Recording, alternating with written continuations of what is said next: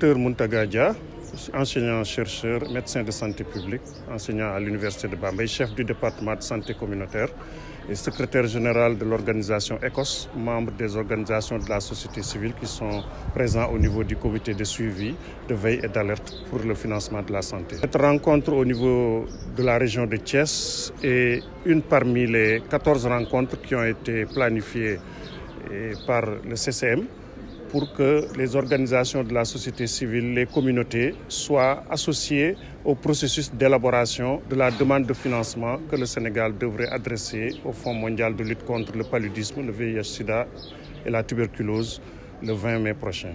Nous avons préféré donner la parole aux communautés, aux organisations communautaires de base, aux ONG, pour leur permettre, dans le cadre déjà des activités qu'elles ont déroulées durant ces dernières années, parce qu'il y a un financement qui est en cours, le NFM 3, mis à disposition du Sénégal par le Fonds mondial pour 2021, 2022 et 2023. Maintenant, c'est en prélude de la nouvelle période à venir, 2024, 25, 26, que nous sommes en train de recueillir les avis et les priorités exprimées par les communautés de base et les groupes vulnérables et vraiment tous ceux qui sont touchés par ces trois maladies. Tout à fait. Ces financements ont permis d'atteindre des résultats significatifs, même s'il nous reste encore du chemin à parcourir. Vous savez que dans le cadre de la lutte contre le paludisme, on organise régulièrement tous les 3 ans des campagnes nationales de distribution de moustiquaires, même si celle de cette année n'a pas permis de toucher 2 régions majeures que sont Dakar et Thiès, mais quand même les autres régions ont pu bénéficier de moustiquaires gratuitement. Également, la mise à disposition de médicaments et de tests de diagnostic pour le paludisme qui sont gratuits.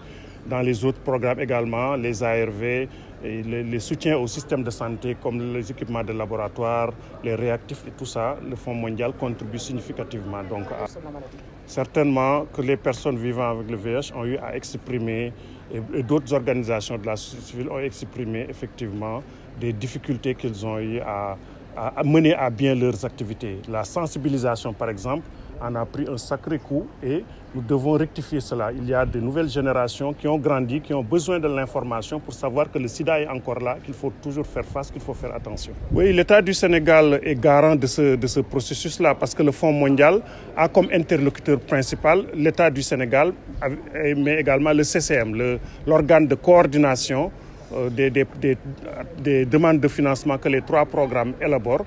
C'est sous l'égide donc de l'ICN, de l'instance nationale de coordination, au sein de laquelle l'État est représenté, mais la société civile également est représentée, les institutions universitaires, les partenaires bilatéraux et multilatéraux sont représentés. Je m'appelle Diankou Diop, je suis la présidente du comité de veille et d'alerte au niveau de la région de Thiès. Les priorités de la région de Thiès, aujourd'hui, nous sommes en conjonction pour travailler sur le comité de veille et d'alerte pour les financements du Fonds mondial. Au début, il y a des gens qui prennent les décisions à nos places. Maintenant, nous sommes des relais communautaires, nous sommes des acteurs communautaires. Nous prenons le relève pour défendre les causes des intérêts des 3 malades au niveau de la région de Thiès. Les priorités de financement, c'est identifier les gaps, ce qui marche et ce qui ne marche pas, pour améliorer la qualité de vie des 3 maladies. Donc, nous devons identifier quels sont les gaps à relever.